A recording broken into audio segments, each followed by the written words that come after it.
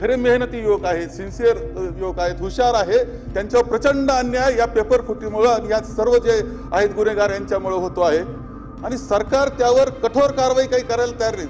अध्यक्षवद याच्यात बाबतीतला काय तुम्हाला नियम करायचा, कोणता आता नवीन क्रिमिनल ऍक्ट सुद्धा आला, कशात तसं बसवायचं, परंतु जो पेपर फुटीमध्ये असेल त्याला 10 वर्षाची सजा झालीच पाहिजे, अशा पद्धतीचा निर्णय झाला पाहिजे।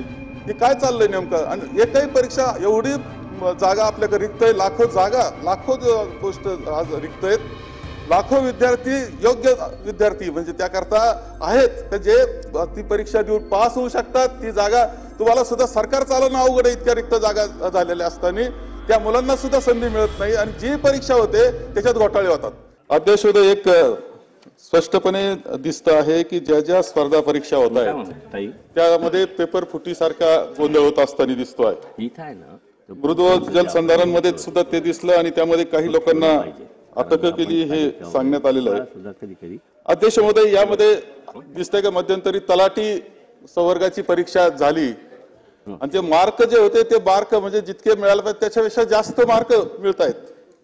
अध्यक्ष महोदय, हे पूर्णपणे एक कॉन्स्पिरसी सारखं आणि मोठ्या पद्धतीने अनेक लोक त्यामध्ये सहभागी असलेले अशा प्रकारचं हे पेपर फुटीचं होतं आणि त्याच्यामधून कोट्यावधी रुपयाचा भ्रष्टाचार होतो अशा प्रकारचं चित्र आहे। यामध्ये सुद्धा जे सापडलं ते कुणीतरी सावरीकर नावाचा याला अटक झाली, त्यानंतर आणखी लोकांना अटक झाली।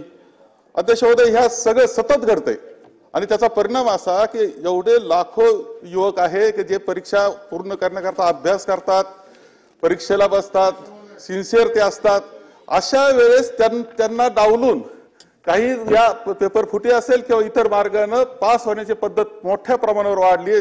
दुर्दैवानं नीटच्या माध्यमातून आपण पाहतो की देश पातळीला सुद्धा ते घडलेलं आहे, देश पातळीला घडते, राज्य पातळीला घडते।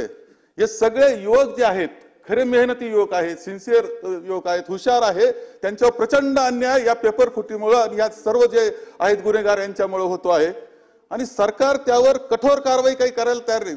अध्यक्षवद याच्यात बाबतीतला काय तुम्हाला नियम करायचा, कोणता आता नवीन क्रिमिनल ऍक्ट सुद्धा आला, कशात तसं बसवायचं, परंतु जो पेपर फुटीमध्ये असेल त्याला 10 वर्षाची सजा झालीच पाहिजे, अशा पद्धतीचा निर्णय झाला पाहिजे।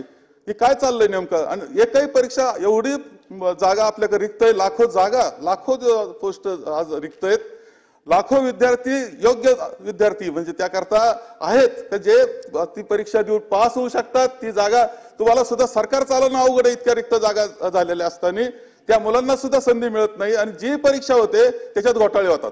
हे घोटाळे कधी थांबणार, काय करणार, याच्यावर कडक कारवाई करण्याचा निर्णय काय कायदा करायचा असेल तर कायदा स्वतंत्र करून का होईना यांना जेलमध्ये घातलं पाहिजे, 10-10 वर्ष डांबलं पाहिजे, याच्याशिवाय दुसरा पर्याय नाही। यावर आपण काय कारवाई करणार? हा प्रश्न जसा एका जलसंधारण पुरता आहे, तलाठी घोटाळ्याच्या नंतर काय झालं कळायलाच तयार नाही। भरती परत चालू झाली, घोटाळे झाले होते त्यांना काय शिक्षा झाली, ते सगळं दाबून टाकले, समजायला तयार नाही। ही सगळी परिस्थिती आहे आणि याच्यामध्ये कोण कोण जरी उच्च पदस्थ कोणी असला तरी त्याला सुद्धा दोषी धरलं पाहिजे त्याच्यामध्ये आणि कारवाई केली पाहिजे या मताचा। अध्यक्ष महोदय, आपण याबाबत काय कारवाई करणार?